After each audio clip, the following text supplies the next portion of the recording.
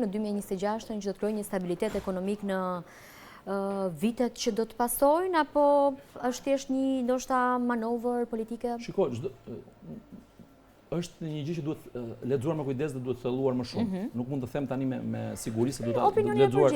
Por një opinion i përgjithshëm mendoj këtë që çfarë do lloj iniciative e cila i shërben dhe ndihmon biznesin në këtë moment të vështirë që ndodhet, siç e thamë, dhe situata politike po dhe shoqërore në Shqipëri, çfarë do lloj iniciative që është në krah të biznesit dhe që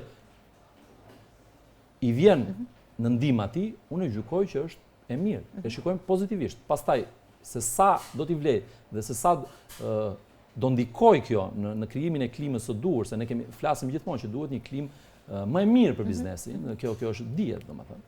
Pra duhet një konkurrencë më ndershme, duhet më shumë, domethënë shmangje nga këto situatat e monopolit ose nga tendencat për t'i përqendruar në një dorë gjithçka.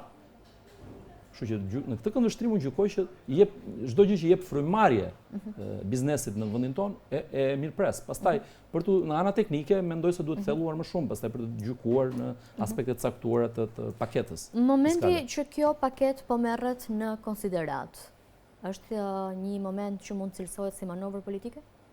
Momenti. Shiko, gjithmonë mund të bësh interpretime të tilla, në çfarë do lloj momenti mund të bësh këto lloj interpretimesh dhe këto lloj gjykimesh. Po unë do doja që të ndaleshim te thelbi. A do i vlej biznesit? Kjo është pyetja. Kjo është çështje. Mbi të gjitha të tjera. Pastaj momenti patjetër që mund ta interpretojmë si të duam, mund ta interpretojmë edhe ashtu si e thatë ju.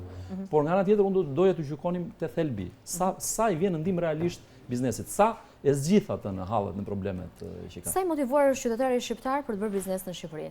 Në kushtet që janë bërja biznes në Shqipëri është jashtëzakonisht e vështirë. Jashtëzakonisht e vështirë. Çfarë do lloj biznesi? Ju si jurist, si e shikoni problemin? E shikoj shumë të vështirë. Në çfarë do lloj fushë? Shumë i vështirë. Konkurrencë e pandeshme, administratë jo funksionale në shumë aspekte.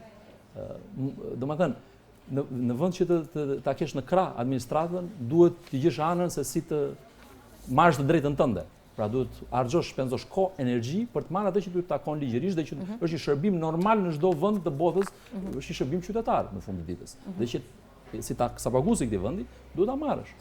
Pra, në këtë aspekt unë e shikoj të vështirë, prandaj thash, çdo iniciativë që shërben për ta përmirësuar klimën, që i vjen ndihmë realisht biznesit, duhet përshëndetur. Kjo është ideja. Ka një tension kudo dhe kurdo herë tashmë në Shqipëri, por urojmë që kjo gjëra të tejkalohet edhe gjërat të shkojnë drejt normalizimit institucional, sepse është shumë e rëndësishme për qytetarin, për biznesin dhe për çdo hall tjetër. Zoti Beqeri, faleminderit shumë që ishit i pranishëm sot në opinionin e Mesditës. Faleminderit juve për ftesën dhe ishte kënaqësi. Faleminderit. Do të shkojmë shkurtimisht në publicitet, rikthehemi sërish së bashku pas pak.